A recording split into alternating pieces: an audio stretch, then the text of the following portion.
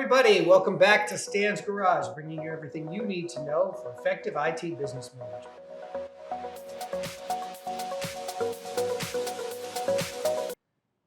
It's not me, it's you. Oh wait, no, it's you. Breaking up is never easy, especially when it comes to breaking up with an IT provider. But if the relationship is no longer benefiting you, it's time to rip that Band-Aid off. Now trust me, you'll feel better for it. In this video, we'll be going over why it might be time to break up with your current IT provider and the steps you can take to ensure a smooth transition. A managed service provider, or MSP relationship, should feel like an extension of your business, supporting its growth and making sure it's secure. Unfortunately, some businesses end up stuck in long-term contracts with a managed service provider that they aren't happy with. In some cases, an MSP will try and lock in a 2 to 5 year contract with a customer in order to establish a steady flow of recurring revenue. Now, these agreements are very common and not always a cause for concern. Most MSPs pride themselves on consistently providing excellent service and support. However, some businesses learn they chose the wrong MSP after they signed on that dotted line. Long-term agreements can make you feel trapped, and some MSPs with more questionable practices might threaten you with legal action if you try to terminate early. But we'll save tackling legal loopholes in another video.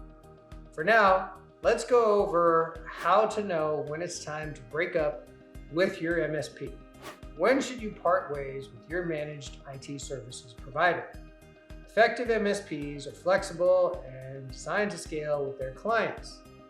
If you're in a partnership that doesn't work for your current business model, it might be time to switch. Here are some other indications that it's time to end your relationship with your current managed service provider. Unsatisfactory service. Man, this one's self-explanatory. Bottom line, if your IT provider is no longer satisfactory to your business, then you should probably consider a change. You have your MSP's service level agreement to look back on. It is a bad sign if the help you're receiving no longer complies by that established agreement. Even worse of a sign if your business experiences a major outage that your MSP was unaware of or should have prevented. Service level agreement, or SLA, should be very clear about the expected uptime, as well as the ramifications of any contract violations. This might be a good time to revisit your contract to understand deliverables if you believe there's been a breach in service. This might sound like an obvious sign, but it's one that's also often overlooked. You shouldn't wait until the serious harm is done to your business before you think to switch. Here are a few, maybe less than obvious signs you might consider moving to a new provider. There's a lack of communication. Communication is key. This is true for any relationship, business or personal. Believe me, my wife tells me all the time. A quality MSP will establish numerous channels for communication and show that your needs are always a top priority. It can be something as simple as how you reach out to the help desk to create a support ticket. Your account manager wants to talk about your needs and additional ways that they can assist with your company. Or your client manager wants to learn more about alternate ways of streamlining some of your business processes. It's important that they are all accessible. Regular meetings with your MSP should be in your calendar so you can go over service delivery and reporting. The best MSPs will even set up a system that allows you to provide feedback. And I know that with our clients, we highly encourage them to reach out to us, regardless how minimal they may think a problem is. You should feel good about your experience and happy with the services that you're getting. Another thing to consider is lacking cybersecurity and business continuity plan backups. In the current business landscape, data backup and system security are primary concerns for all companies. An MSP with a true desire to see your business flourish will have a strategy in place for protecting your data and making sure backups are in place. Security breaches are getting more common as attackers become more sophisticated. In fact, 67% of SMBs reported having a cyber attack. It's quite a few, 2, 3. It's a lot. You're sitting with 2 friends, look to the left, look to the right. Only one of you is not going to have a cyber attack.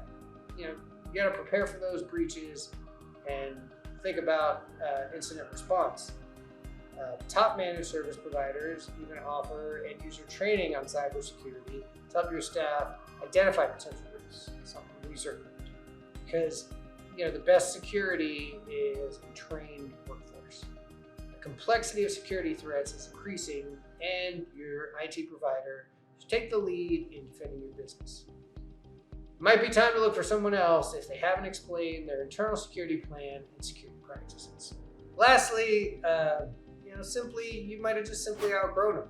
Right? You might have had just a handful of staff and one guy could help take care of your business. But it happens, and your service provider might not always be prepared to grow as your business has. If your company is growing and changing, and your MSP lacks the capacity to manage the change, your company will ultimately be the one to suffer. Some IT providers deliver excellent service to businesses at a particularly size range or industry.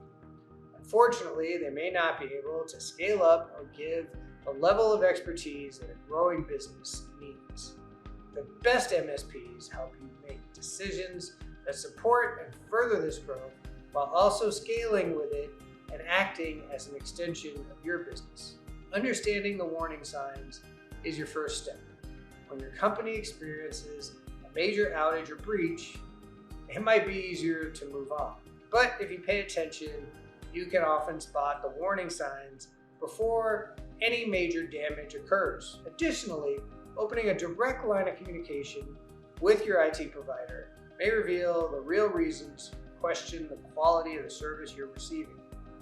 Many times, ineffective communication between management and other staff is the reason some owners are unaware whether the contract is being met. Ask your staff or system admins for an accurate picture of the problem, even though it is the service provider's responsibility to include the owners and decision makers in on those talks.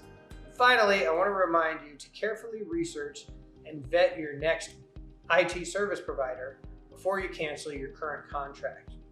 If you're not careful, moving vendors can be time-consuming and disrupt your operations, which could end up costing you more than the remaining balance of the contract. So when you're talking to your new provider or potentials, keep in mind how they will transition your services and maintain that continuity before you sign up with them. So I'd love to get your thoughts on this. If you've ever switched IT providers, what brought that on and how'd the process go?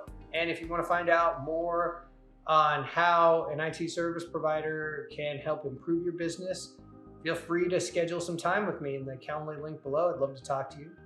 Thank you for watching though. Please like and subscribe. We're trying to get our subscribers up. And I will catch you on the next one.